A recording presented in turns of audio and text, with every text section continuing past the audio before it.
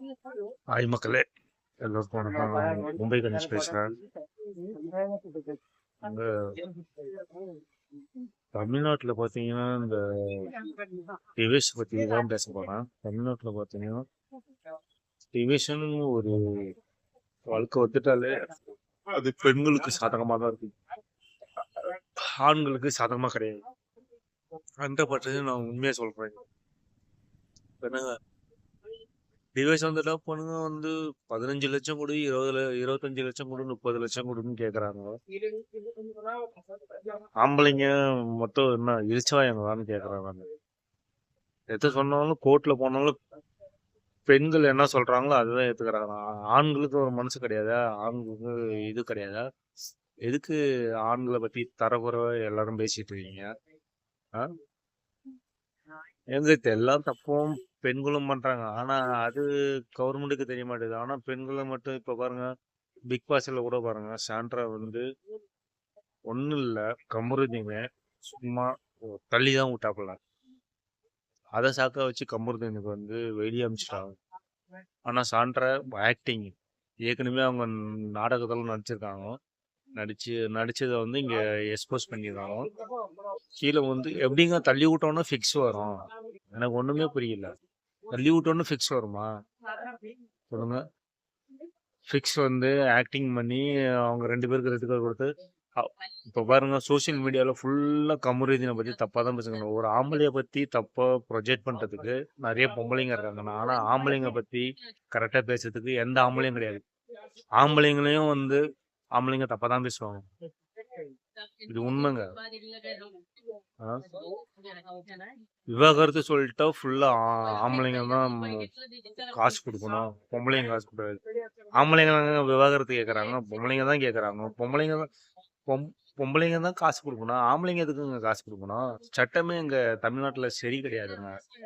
ஒரு பட்சமா நான் எக்ஸாம்பிள் சொல்றேங்க, ஆம்பளைங்க தப்பு செய்யற ஆள் கிடையாதுங்க.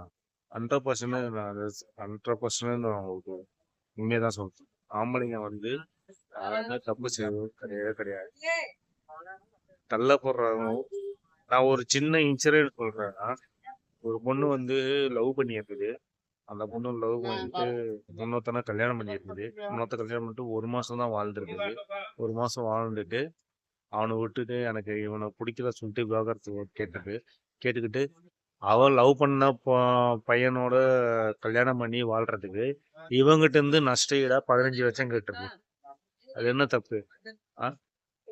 லவ் பண்றேன்னா உங்க வீட்டுல சொல்லி நீ கல்யாணம் பண்ணிக்க வேண்டியதுதானே. இந்த மாதிரி எதுக்கு ஆம்பளைங்க லைஃப இது பண்ற? அவன் பாவம், அவன் கஷ்டப்பட்டு, அவன் எவ்வளவு கஷ்டப்பட்டு அவன் வேலை செஞ்சு அவன் காசு சம்பாதிச்சிருப்பான். 15 லட்சம் அவன்கிட்ட நஷ்டஈடு கேட்டு அந்த 10 லட்சம் வாங்கி அவன் லவ் பண்ற பணங்களோட அவன் லவ் பண்ண கல்யாணம் பண்ணிக்கிட்டு அவங்க கூட வாழ்றதுக்கு இவனை இழிச்சவாய புண்டையான்னு கேட்கறான். பிடிக்கணும்னா மூஞ்சி மேல சொல்ல வேண்டியதானே. இந்த மூஞ்சி மேல உனக்கு இல்லை, எனக்கு கல்யாணம் பண்ணிக்க இஷ்டம் இல்லை, நான் ஏற்கனவே ஒருத்தன் லவ் பண்ண சொல்ல வேண்டியதானே. லவ் பண்ணிக்கிட்டு அதுவும் அவங்க அப்பா அம்மாவெல்லாம் தெரியும், அது தெரிஞ்சும் இன்னொருத்தனுக்கு கட்டி கொடுக்கறத அது அவங்க அப்பா அம்மாவை கேட்கணும் அந்த கேள்விய. இவனை எதுக்கு கேட்கறதுன்னு எனக்கு எதுவும் புரியல. ஆம்பளைங்க வந்து யாரும் டைவர்ஸ் கொடுக்கறது கிடையாது, பொம்பளைங்க தான் வலுக்க டைமா டைவர்ஸ் வாங்குறாங்க. டைவர்ஸ் வாங்கிட்டு அவன் மேல ஒரு கேஸை போட்டு வாழ்நாள் முழுவதும் அவன் கோர்ட்டும் கேஸுமா. ஒரு கேஸ் வந்து உடனே முடியுது கிடையாதுங்க. ஒரு கேஸ் வந்து பாத்தீங்கன்னா எப்பவுமே 5 வருஷம் 6 வருஷம் இழுத்துக்கிட்டே இருப்பான். அவன் வேலையை விட்டுட்டு அவன் அவன் கேஸுக்கு அலைஞ்சி அலைஞ்சி அலைஞ்சி வேலை செய்யற இடத்துல வந்து மேனேஜர் வந்து கம்ப்ளைண்ட் பண்ணி, நீ என்னையா 1 மாசத்துக்கு 2 வாட்டி லீவ் எடுக்கிற, 3 வாட்டி லீவ் எடுக்கிற, அந்த மாதிரி சொல்லி அவன் அந்த டார்ச்சர்லாம் பொறுத்துக்கிட்டு, இன்கேஸ் பிள்ளை இருந்தா பிள்ளைய பாக்குறதுக்கு கூட அதுக்கு தனியா ஒரு கேஸ் பண்ணணும். பிள்ளைய பாக்குறதுக்கு இவன் பெத்த பிள்ளைய பாக்குறதுக்கு கோர்ட்ல தனியா கேஸ் போடணும். இது என்னங்க நியாயமா இருக்குது? தப்பு தானுங்க இது. இவன் பெத்த பிள்ளைய வந்து இவன் பாக்குறதுக்கு கோர்ட்ல கேஸ் போடணும். அதுக்கு ஒரு 20,000 ரூபாய் செலவு பண்ணணுமா? அது தனியா கோர்ட்ல கேஸ் போட்டு கோர்ட்ல என்ன முடிவு சொல்றாங்களோ அதுக்கப்புறம் தான் அவன் பிள்ளைய பார்க்க முடியுமா? இது என்ன நியாயமா இருக்குது? பொம்பளைங்க மட்டும் தான் கற்பு இருக்குதுன்னு நினைச்சீங்க, ஆம்பளைங்களும் கற்பு இருக்குதுங்க. ஆம்பளைங்க ஒரு வாட்டி பொண்டாட்டிய உண்மையா நினைச்சிருந்தாலும் அதுக்கப்புறம் எந்த கல்யாணம் பண்ண மாட்டாங்க. அவன் 60 வயசானாலும் 70 வயசானாலும் அவன் தனி மனிதமா தான். எத்தனை ஆம்பளைங்க தனியா இருக்காங்க உங்களுக்கு உங்களுக்கு நான் சொல்றது புரியுது. நான் ஆம்பளைங்க கோசம் பேசுறேன், பொம்பளைங்க கோசம் பேசவே இல்லை. பொம்பளைங்க எப்படி வேணாலும் படிச்சுப்பாங்க, ஆம்பளைங்க அப்படி கிடையாதுங்க. ஒருத்தன் டிவோர்ஸ் ஆகிட்டு இருந்தானா அந்த பையனை அவங்க வீட்டிலேயே சொல்லி சொல்லி அவனோட மனசை டேமேஜ் பண்ணுவான். அது மட்டும் இல்லாம அக்கம் பக்கத்துல இவன் பாரு பொண்டாட்டியோட வாழ முடியாம டிவோர்ஸ் கொடுத்துட்டு இப்ப தனியா இருக்கான், தனி மரமா இருக்கிறான். இவன் கடைசி காலத்துல தனியா தான் கிடந்து சாவான். அந்த மாதிரி வாழ்த்தெல்லாம் இருக்குதுங்க. அதெல்லாம் புரிஞ்சுங்க. அதனால நான் ஆம்பளைங்க தான் நான் சப்போர்ட் பண்ணேன். ஓகேவா? நான் என்னோட வாழ்க்கையில அதுதான் நடந்துட்டு அதனாலதான் சொல்றேன். எத்தனை பேர் என் முன்னாடியே என்ன சொல்லியிருக்கா தெரியுமா, பொண்டாட்டிக்கு டிவோர்ஸ் கொடுத்து இவன்லாம் எங்க பொண்டாட்டி கூடயே வாழ தெரியாதா, இவன்லாம் தனியா இருந்து வாழ்ந்துருவானா பண்ணிடுவானான்னு சொல்லிட்டு இருக்கான். எனக்கு ஒரு பெண் குழந்தை இருக்குது. அதுக்கோசம் என் பெண் குழந்தை என் பொண்ணு என்னோட பொண்ணுக்கு ஒண்ணும் இல்லைங்க. இப்போ வந்து பொண்ணை பார்க்கறதுக்கோசம் நான் போனேங்க. அங்க போனோன்னா கோர்ட்ல சொன்னாதான் என் பொண்ணை தோணுன்னு சொல்றாங்க. இது என்னங்க நான் இருக்குது பெத்ததுன்னு அவங்க அம்மா 10 மாசம் 15 மாசம் வயிற்றுல வச்சு பெற்றான். எனக்கு அப்பன்னு ஒரு உரிமை இருக்குதுல்ல. ஒரு பொண்ணை தொடக்கூட உரிமை கிடையாது. பொண்ணை போய் வெறும் இல்லைங்க தொடதாங்க போனேன். அதுக்கு என் பொண்ணெல்லாம் நீ தொடக்கூடாது, கோர்ட்ல சொன்னதுக்கு அப்புறம் தான் பொண்ணை தொடணும்னு சொல்றாங்க. இதெல்லாம் என்னங்க நான் சொல்லுங்க. ஒரு அப்பனுக்கு ஒரு குழந்தைய வந்து தூக்கி கொஞ்சம் உரிமை கிடையாதுங்க. அது சொன்னதுன்னு எனக்கு மனசு கஷ்டமாயிடுச்சுங்க. அதனால என் பொண்ணை தொடக்கூடாது இல்லைங்க. 2 வருஷம் கழிச்சு என் பொண்ணை பார்த்தேன். அவன் நல்லா இருக்கா. அவன் எங்க இருந்தாலும் நல்லா நல்லா இருந்துட்டு போட்டான். அதை பத்தி எனக்கு கவலை கிடையாது. என் பொண்ணு எங்க இருந்தாலும் நல்லா இருந்துட்டு போட்டான்.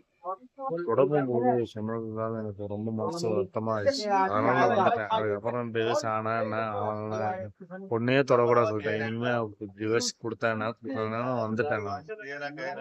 அதனால ஆம்பளைங்க எல்லாமே தரக்குறைவா எதுவும் பேசாதீங்க. ஆம்பளைங்களுக்கும் மனசு இருக்குது, கஷ்டம் இருக்குது, எல்லாமே இருக்குது. நீ பொண்ணுங்க பார்த்தோம் இந்த தமிழ்நாடை பொறுத்த வரைக்கும் பாத்தீங்கன்னா பொண்ணுங்களுக்கு தான் சப்போர்ட், ஆம்பளைங்களுக்கு எதுவும் சப்போர்ட் இல்லை. ஒரு போலீஸ் ஸ்டேஷன்ல போய் கேஸ் கொடுத்தாலும் என்ன எதுவும் விசாரிக்க மாட்டாங்க. பொண்ணுக்கு உடனே கேஸ் கொடுத்தாங்கன்னா வரதட்சணை குடும்பம் கொடுத்தாங்கன்னா உடனே தூக்கிட்டு போய் ஆம்பளைங்க போட்டு அடிக்கிறது தான் அவங்களுக்கு என்ன ஏதுன்னு விசாரிக்கிறதுலாம் கிடையாது. விசாரிச்சதுக்கப்புறம் தான் தெரியும் அவங்களுக்கு. தெரியாத மாதிரி தாங்க 2024 போய் என் மாமியாரு எனக்கு வரதட்சணை கொடுங்கன்னு சொல்லிட்டு கேஸ் கொடுத்தாங்க. டைரக்டா போலீஸ்காரன் டைரக்டா வந்து மேல கை வைக்க வந்தான். நான் கேட்டேன், சார் வரதட்சணை கொடுங்க, நான் என்ன வரதட்சணை வாங்கணும்னு நீங்க சொல்லுங்கன்னு கேட்டேன்.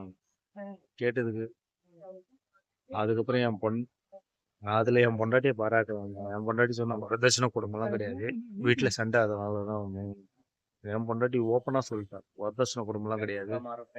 நான் வரதட்சணை எதுவுமே வாங்கலைங்க, கட்டின புடவையோடு வந்தா போதும்னு சொன்னாங்க. வெறும் தாலி மட்டும்தான் கட்டினா கூட்டிட்டு வந்துட்டேன்.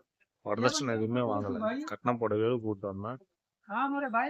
5 வருஷம் வாழ்ந்தா ஒரு அழகான பெண் குழந்தை பிறந்தது.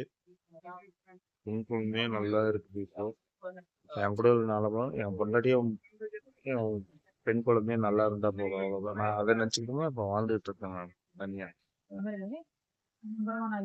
என் மாமியார் தான் பொய் கேஸ் கொடுத்து வரதட்சணை கொடுன்னு சொல்லிட்டு. ஏன்னா ஒரு அப்பா வந்து ஒரு பெத்த குழந்தைக்கு ஒரு இட்லி வாங்கி கொடுக்காம இருப்பானா சொல்லுங்க. என் மாமனார் வந்து போலீஸ் ஸ்டேஷன் சொல்றான்,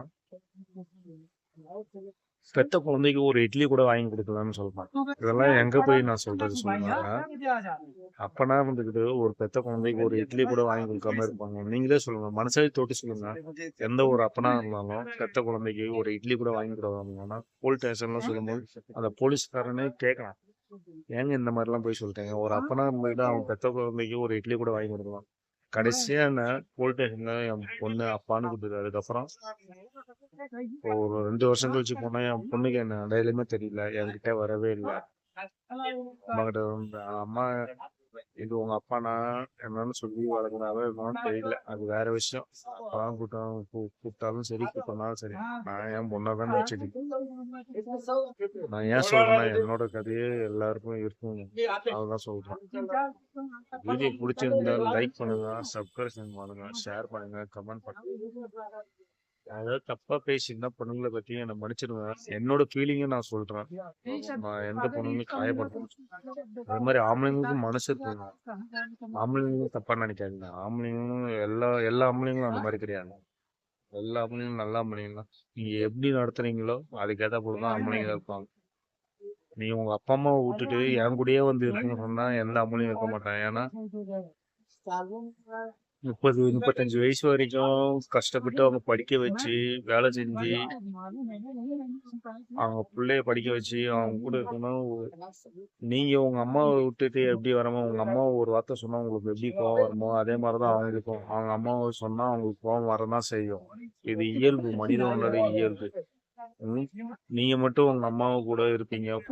தினைக்கும் ஃபோன் பேசுவீங்க, சேட் பண்ணுவீங்க, எல்லாமே பண்ணுவீங்க. இப்போ உங்க அம்மாவை விட்டுட்டு உங்க கூடயே வந்து இருக்கணும்னா அது தப்புங்க அது. உங்களுக்கு உங்க அம்மா எவ்வளவு முக்கியமோ அதே மாதிரிதான் அவங்களுக்கும் அவங்க அம்மா முக்கியம்.